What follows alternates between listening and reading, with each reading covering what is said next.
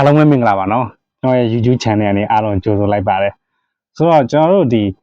Champion League Quarter Final မှာ Arsenal နဲ့ဒါ Real Madrid တို့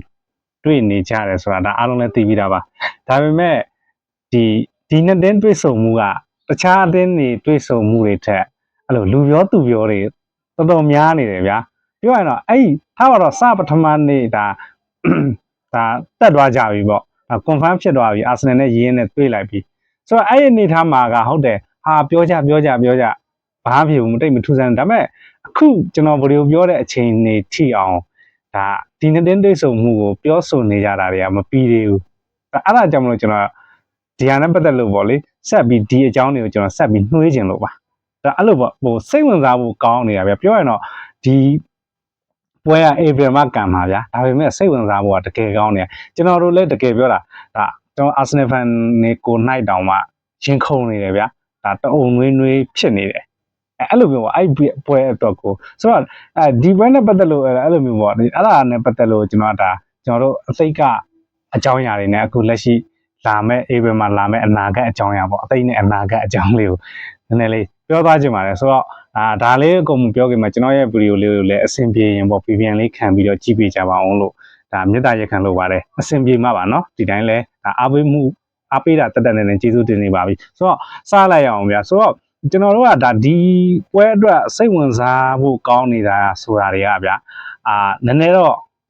ထူးဆန်းတယ်လို့ပြောလို့ရတယ်လို့တိတ်တော့တယ်မထူးဆန်းဘူးဘာလို့ဆိုတော့အဓိကအာဆင်နယ်ကဒါ fan base အနေနဲ့ကပရိသတ်အားပေးမှုဒါပရိသတ်အင်အားများတဲ့အသင်းလေเนาะကဘာနဲ့အဝန်းမှာပေါ့ဆိုတော့အဲ့ဒါတစ်ချက်ပေါ့ပြီးရင်နောက်တစ်ချက်ကအာဆင်နယ်ကဒီဘက်ခင်မှာဒါအဒီတာကင်ဝီရဲ့နောက်ပိုင်းဒီဘက်ခင်မှာလုံးဝတက်ရိပ်ပြနေရဗျာဟိုမှာသူကဒုတိယနှစ်ဆက်ပဲရလာဒုတိယလူလိုပဲပြောချန်ပီယံလိမှာချန်ပီယံဖလားမရသေးတဲ့အသင်းလိုပဲပြောဟိုရေပန်းစားမှုတွေမှာကမနေဘူးအဲ့လိုမျိုးပရီးမီးယားလိမှာဖြစ်ချန်ပီယံလိမှာဖြစ်အဲ့လိုမျိုးဗျာအဓိကအဲ့လို fan base ကျွန်တော်ဆိုလို့ချင်းတာ fan base များတဲ့အပြင်ဟိုမှာခြေစွမ်းရလဲတကယ်ကိုဒီအတင်းကစောင့်ကြည့်ခြင်းစရာဖြစ်နေတာပိုပြီးစောင့်ကြည့်ခြင်းစရာကောင်းတာမျက်နှာတဲ့အတင်းဆိုတော့လေအဲ့လိုပေါ့ဒီဖလားရဖို့အတွက်ကိုလည်းပရီးမီးယားလိမှာပဲဖြစ်အခုချန်ပီယံလိမှာပဲဖြစ်ပေါ့မျက်နှာတဲ့ဆိုတော့လေသူများတခြားလူတွေအတွက်လည်းပိုစိတ်ဝင်စားစရာကောင်းနေတာပေါ့လေအဲ့အမျိုးတွေတစ်ပိုင်းရှိတယ်နောက်တစ်ပိုင်းကကျတော့ကျွန်တော်တို့ဒီ real ပေါ့ real ဖြစ်နေတယ်ပြောရရင်တော့ဗျာချန်ပီယံလိတစ်လုံးမှမရဘူးတဲ့အတင်းနဲ့လုံးဝချန်ပီယံလိဘယင်နဲ့တွေ့နေတာမျိုးကတကယ်ဆိုရင်တိတ်တောင်စိတ်ဝင်စားဖို့မကောင်းဘူးလို့ပြောလို့ဆိုရင်ဆိုနိုင်တယ်ပေါ့ဖြစ်သွားနိုင်တယ်ဒါပေမဲ့အဲ့ဒါကိုတည်းကတော်စိတ်ဝင်စားဖို့ကောင်းနေရဆိုတာပြောရင်တော့တစ်ဖက်က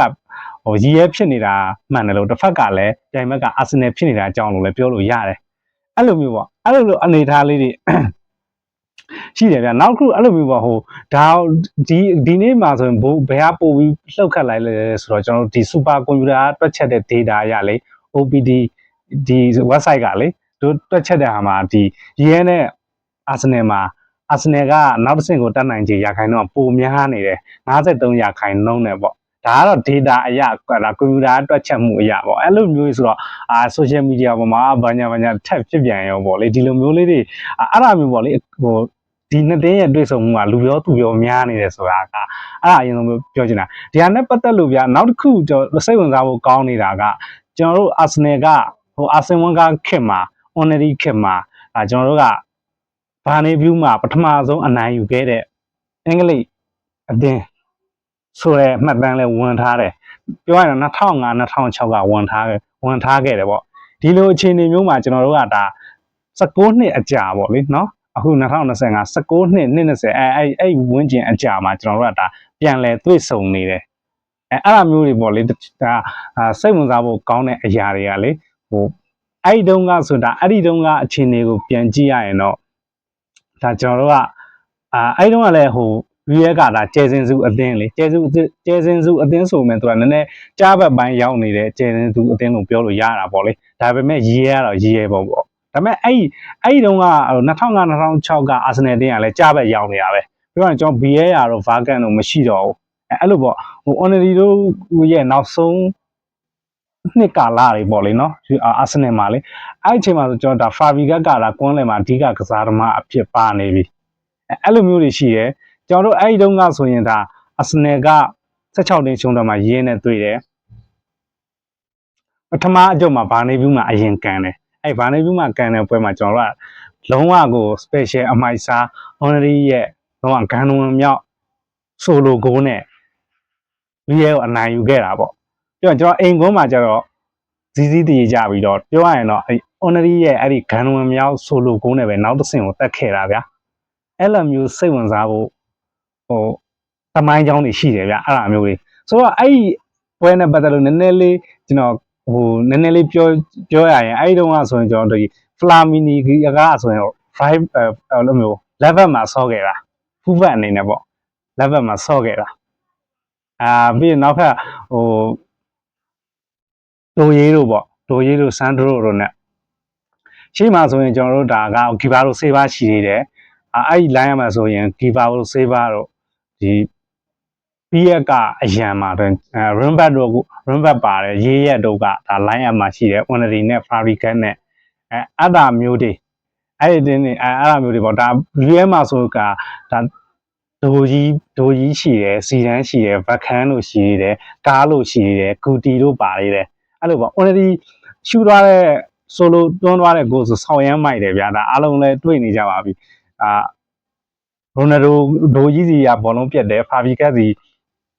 ရောက်တယ်ဖာဘီကတ်ကနေမှ honorary ကိုကွန်းလည်နာမှာပါပဲ honorary ကိုထိုးပေးတယ်အဲ့ဒါ honorary ကနောက်တန်းနေတော်တော်များများကိုကြော်ဖြတ်နောက်ဆုံးချိန်ထိအဲ့လိုပေါ့ဂူဒီဆိုလဲကြပြီးကြံခဲ့တာဗျာပြီးရင်နောက်ဆုံးပိတ်အနေနဲ့ကျွန်တော်တို့ရာမိုးကနောက်ဆုံးပိတ်အနေနဲ့ slide short ထိုးပြီးဖြတ်တယ်ပေါ့ဒါပေမဲ့မမိခဲ့ပဲနဲ့ honorary ကပါနဲ့ကာစီလက်ရဲ့ဘယ်ဘက်တောင်တွေကိုလိမ်မောကန်တွန်းခဲ့တာဗျာအဲ့လိုလုံးဝကိုတမိုင်းတွန်တဲ့ဂိုးဖြစ်ခဲ့တယ်ပေါ့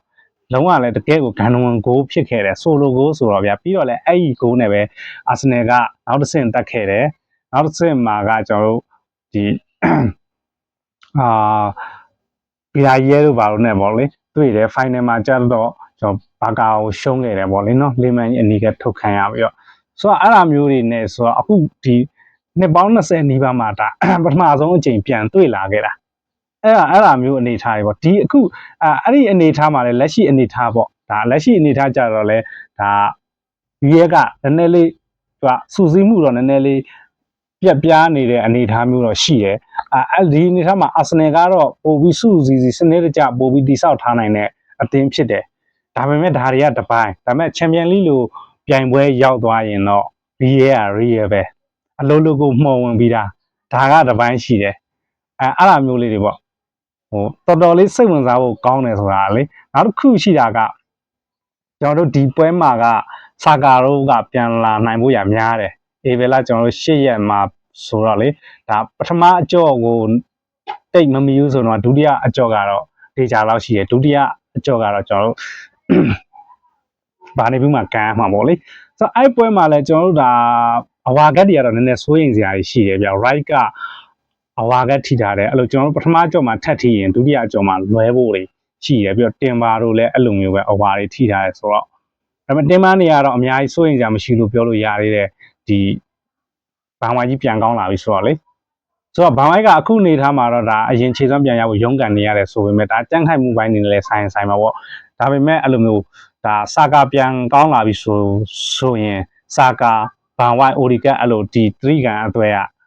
ဒါလုံးဝ special နားလည်မှုရှိပြရဆို special မိုက်လာဖို့ရာတွေရှိတယ်အဲ့လိုမျိုးတွေတွေးကြည့်ရင်ကိုရှင်ခုန်စရာကတော်တော်လေးကောင်းနေရဗျပြောရရင်တော့ဒီပွဲကဟိုမှတ်ကြောက်တင်ခံရမယ်ပွဲပဲအာဆင်နယ်အတွက်ကလေတကယ်ဟိုအာဆင်နယ်ဖန်တွေတော်တော်များများလဲပြောနေကြောက်ရှေ့ဗီဒီယိုထဲမှာလည်းပြောခဲ့ပါတယ်ဒီပွဲကရေးနဲ့တွေ့ရတာတန်နေဆိုတာလေရှုံးသွားရင်တော့မှအတွေ့အကြုံအရာကြီးရလေတကယ်ပြောတာကျွန်တော်အစောကြီးတည်းလည်းပြောတယ်ကျုံးသွားရင်တော့ရဲလို့အတင်းနဲ့တွေ့ပြီးမှဒါအတွေ့အကြုံတွေရှားနိုင်နေရဗျာဒါကအစိုးဆုံးအနေနဲ့တွက်ထားတာဗျာဒါပေမဲ့ဟို honesty ပြောတယ်လို့ပဲဒါငါတို့ဒီပွဲကိုလုံနိုင်တယ်ဒီရဲကိုကြော်ဖြတ်နိုင်တယ်ဆိုတော့စိတ်ဓာတ်ပဲလိုတယ်ဒါရဲကိုအနိုင်ယူဖို့ကြော်ဖြတ်နိုင်ဖို့ကဒီကယုံကြည်မှုအဲကြော်ဖြတ်နိုင်တယ်ဆိုတော့ယုံကြည်မှုပဲလိုတယ်ဗျာဒါကတပိုင်းပေါ့အဲ့လိုမျိုးရှိရယ်ဆိုတော့ဟိုမှတ်ကြောက်တင်ခံရမယ်ဆိုတာမျိုးကအဖက်ကပဲအာဒီတာအတွက်ပ ထမချက်လေးနဲ့အာဒီတာအတွက်ပြီးရင်ကစားသမားတွေအတွက်သူ့နေရာလိုက်တွေရှင်းရမှာရှိတယ်အဲ့လိုပေါ့အမှစာကာတို့မာတင်နယ်လီတို့ကွန်းလေယာဆိုလဲကွန်းလေယာအလျောက်အဲ့လိုမျိုးပေါ့နေရာလိုက်တွေသူ့ဇုံလိုက်တွေရှင်းပြန်ရမှာရှိတယ်ပြီးရင်ဂါဗီယန်နဲ့ဆာလီဘာအတွက်လဲဒါအမ်ဘာဗေတို့ဗနီရှက်တို့တိုက်စစ်နေပေါ့လုံးဝမှတ်ကြောက်တင်ခံရမယ်ဒါသူတို့အကြီးချင်းကိုလုံးဝကိုထုတ်ပြဒီနေရာမှာမှားသွားတာတွေမှတ်သွားတာတွေဒီလားဘလို့ဖြစ်သွားတာတွေအဲ့လိုလာလို့မရဘူးဒါမျိုးတွေတကယ်ကိုရင်ခုန်စိတ်လို့ရှာဖို့တော်တော်ကောင်းတယ်တဒါကိုကျွန်တော်ကအဝေးလိုလေးတယ်ဆိုပေမဲ့အခုပြန်နှွှေးထားတာဗျာနော်ငယ်ချင်းမိတ်ဆွေကန္နာညီကိုတွေနဲ့အားလုံးပေါ့ကဲနှွှေးထားတာတကယ်ကိုရင်ခုန်စိတ်လို့ရှာဖို့ကောင်းတယ်တအုံငွေ့ငွေ့တကယ်ဖြစ်စရာကောင်းတယ်ဗျာပြီးတော့မြန်တော့အဲ့ဒီပွဲတကယ်ရောက်ချင်နေပြီအဲ့အမျိုးတွေရှိတယ်ဗျာဟုတ်ကျွန်တော်ပြောချင်တဲ့ဒီပွဲနဲ့ပတ်သက်လို့အကြောင်းအရာလေးတွေတော့အဲ့လောက်ပါပဲเนาะထွေးထူးမရှိအဓိကတော့ကျွန်တော်တို့ကဒါအရင်လွန်ခဲ့တဲ့19နှစ်ကပုံစံမျိုးကျွန်တော်တို့ real ကိုကြော်ဖြတ်နိုင်အောင်မလားပေါ့ဘာပဲဖြစ်ဖြစ်မကြော်ဖြတ်နိုင်စရာတော့အကြောင်းမှမရှိပါဘူးဘောလုံးမှာကလေဒါအားလုံးလက်တွေ့ပဲเนาะအရှိကြီးတွေအကိုအကားတွေနဲ့မပြောတော့ဘူးဗျာထပ်ပြီးတော့เนาะဟုတ်ကဲ့အားလုံးကျေးဇူးတင်ပါတယ်အဆင်ပြေရင်အားလုံးလွတ်လွတ်လပ်လပ်ဝင်ရောက်ဆွေးနွေးပေးခဲ့ကြပါအောင်เนาะlike and subscribe နဲ့လည်းအားပေးကြပါအောင်အားလုံးကျေးဇူးတင်ပါတယ်เนาะ